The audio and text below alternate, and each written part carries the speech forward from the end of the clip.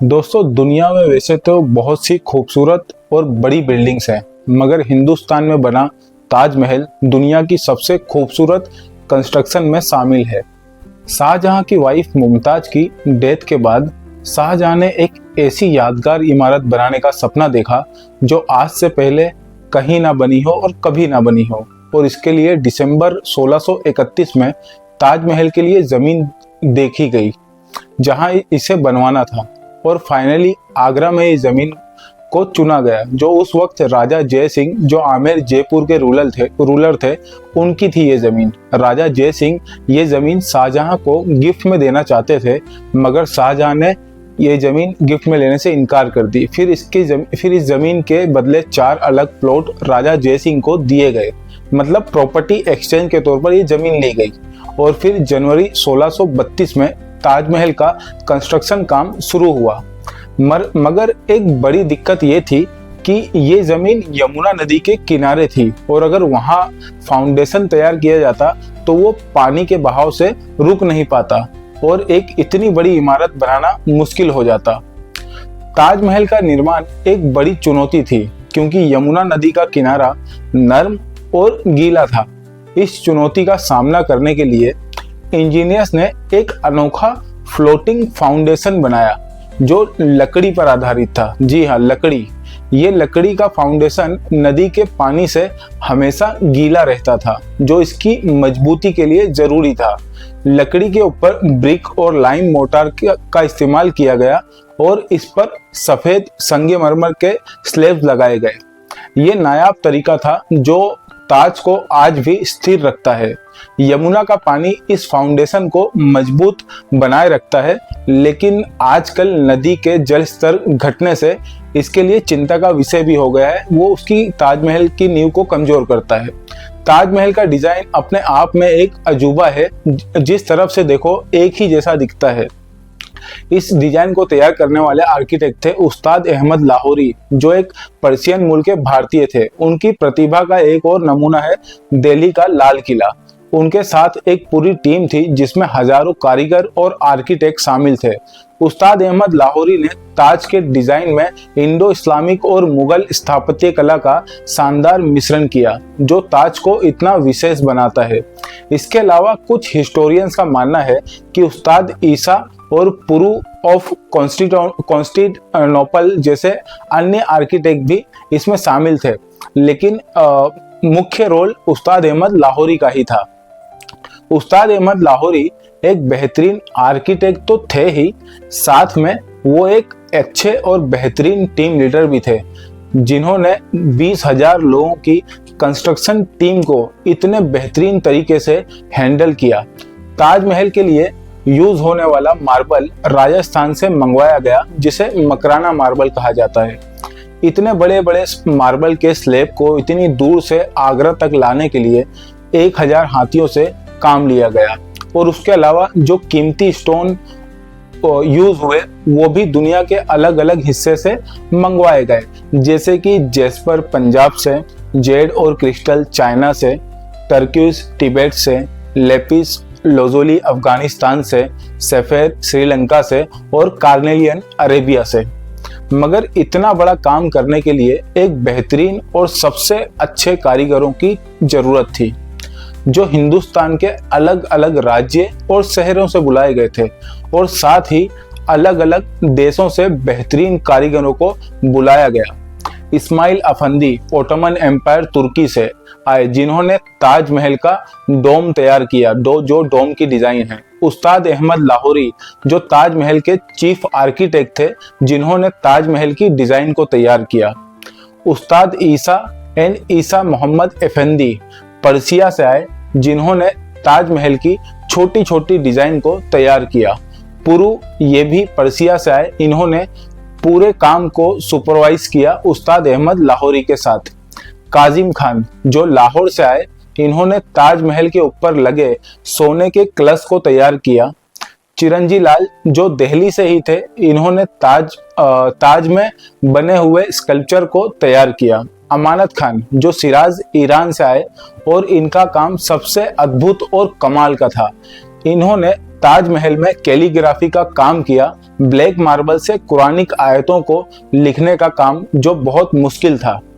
मोहम्मद हनीफ जो आगरा से ही थे, इन्होंने लोकल वर्कर्स का सुपरविजन किया। मीर अब्दुल करीम और मुकर्रिमत खान जो ईरान से थे, उन्होंने फाइनेंशियल वर्क देखा और डेली का खर्चा होने वाला हिसाब रखा, किस कारीगर को कितने पैसे देने हैं या किस काम के लिए कितना खर्च होगा, ये सब का हिसाब रखना इनकी जिम्मेदारी थी। अमानत खान सिराज ईरान से उन जो कैलीग्राफी की गई है उसमें कुरान की कई सूरह लिखी गई हैं जो ताजमहल के एक अलग हिस्से में दर्ज हैं। ताजमहल के मेन गेट पर सूरह अल फज्र, सूरह अल दुहा, सूरह अल इस्र, सूरह अल इंसरा और सूरह 3 लिखी हुई है। ताजमहल के दूसरे हिस्से में सूरह अल शम्स और सूरह अल इखलाक लिखी हुई है। ताजमहल के बाहरी हिस्सों में जब आप देखेंगे तो अलग अलग जगह पर आपको अलग अलग सूरह लिखी हुई दिखाई देगी। उसमें ये सूरह हैं सूरह यासीन, अल तकवीर, अल इनफितर, अल इंशिकाक, अल बैना और लिखी हुई है। ताजमहल के अंदर जब आप जाएंगे तो अंदर के हिस्सों में आपको ये कुछ सूरह देखने को मिलेंगी। सूरह अल मुल्क, अल फातिह, अल इंसान, अल जुमर, अल फुसिलत, अल गाफिर, अल मुतफ्फिफीन, अल बकरा, अल हस्र, अल इमरान, अल मोमिनून। तो दोस्तों ये बहुत ही खूबसूरती के साथ लिखी गई हैं। ये सूरह आपको दिखाई देंगी जो बहुत खूबसूरती के साथ लिखी गई है। कैलीग्राफी वैसे ही एक बहुत मुश्किल आर्ट है और अगर उस आर्ट को पत्थर में तराश के करना हो तब वो कितना मुश्किल होगा इसका अंदाजा आप खुद लगा सकते हैं। उसके अलावा एक और कलाकारी है जो सफेद संगमरमर को तराश के फूल पत्ती की डिजाइन तैयार की गई, जिसे पिएट्रा डूरा कला कहा जाता है, यानी पच्ची करी। इसमें सफेद संगमरमर में रंगीन पत्थर like Z, Jasper, Turkish, lapis lazuli, coral घिस कर लगाए जाते थे। छोटे छोटे पत्थरों को काट कर फूल पत्ती या बेल बूटी बनाई जाती थी। ज्योमेट्रिक डिजाइन बनाए जाते थे। ये इटली की डिजाइन थी जिसे मुगल कलाकार ने अपना बना लिया था। जाली वर्क यानी स्टोन क्राइविंग, सफेद पत्थर में इतनी बारीक जालियां तराशी गई हैं कि ऐसा लगता है मानो किसी ने पर्दा लगा दिया हो कपड़े का। ये काम हाथ से किया गया था बिना किसी मशीन के। सब कुछ हाथ से किया गया था। एक डिजाइन बनाने में कई महीने लग जाते थे। हर पैटर्न, हर डिजाइन परफेक्टली सिमेट्रिकल है। सुबह, दोपहर, शाम के अलग अलग रोशनी में नक्काशी की चमक और डिजाइन अलग अलग दिखते हैं। फूल, पत्तियों और बेलों का यूज सबसे ज्यादा हुआ है जो जन्नत की खूबसूरती को दर्शाता है। सफेद मार्बल पर बारीक नक्काशी करना मुश्किल होता है, लेकिन मुगल कलाकारों ने इसे भी संभव बनाया। इतने सारे कारीगरों को अलग अलग जगह से बुला के आगरा में रहने के लिए उनके लिए एक अलग से छोटा सा शहर बनाया गया जो मुमताजाबाद के नाम से जाना जाता था। और ये कोई 2-4 साल का काम तो था नहीं, इसलिए वर्कर्स के खाने पीने के लिए भी इंतजाम करना जरूरी था, जिसके लिए शाहजहां ने अलग अलग राज्यों का अनाज आगरा में ही मंगवा लिया और स्टॉक किया। और एक टाइम तो ऐसा आ गया कि आगरा के लोकल लोगों के लिए खाने पीने की शॉर्टेज होने लगी। उस वक्त जो मेन आर्किटेक्ट थे उन्हें मंथली 500 से 1000 रुपए की सैलरी मिलती थी और बाकी के वर्कर्स जो थे उनमें कुछ डेली वेजेस पे थे और कुछ लोग मंथली 80 से 100 रुपए पे काम करते थे। ताजमहल में यूज होने वाले मकराना मार्बल की शॉर्टेज ना हो जाए, इसलिए शाहजहां ने राजस्थान की मकराना मार्बल साइट को पूरा रिजर्व कर लिया। इसलिए और ये फरमान जारी किया कि जब तक ताजमहल का काम कंप्लीट नहीं हो जाता किसी और को मार्बल खरीदने की इजाजत नहीं होगी। ताजमहल का कंस्ट्रक्शन वर्क 1632 से 1653 तक चला, मतलब लगभग 22 साल का टाइम लगा ताजमहल को बनने में। ताजमहल को बनाने में टोटल 3.2 करोड़ रुपए लगे थे, जो उस टाइम के हिसाब से बहुत ज्यादा थे। अगर आज के हिसाब से ताजमहल का निर्माण करना हो तो कम से कम 7000 करोड़ से भी ज्यादा का खर्च होगा। एक मिथ है कि शाहजहां ने मजदूरों के हाथ कटवा दिए थे, मगर ये सिर्फ और सिर्फ एक अफसाना है जिसकी कोई हकीकत नहीं है। और ये 1960 के आसपास ही ये सब कहानियां लोग बनाने लगे थे। हकीकत ये है कि फारसी में एक कहावत होती है, दस्त दादन, मतलब हाथ दे देना।